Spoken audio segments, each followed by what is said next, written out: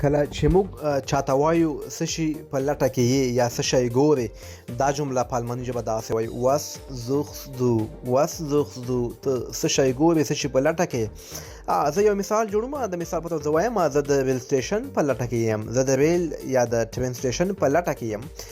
دا جمله په الماني ژبه داسې وایي: ich suche den Bahnhof ich suche den Bahnhof، زه د سټیشن په لټه کې یم، د ریل سټیشن وي که د بس سټیشن وي.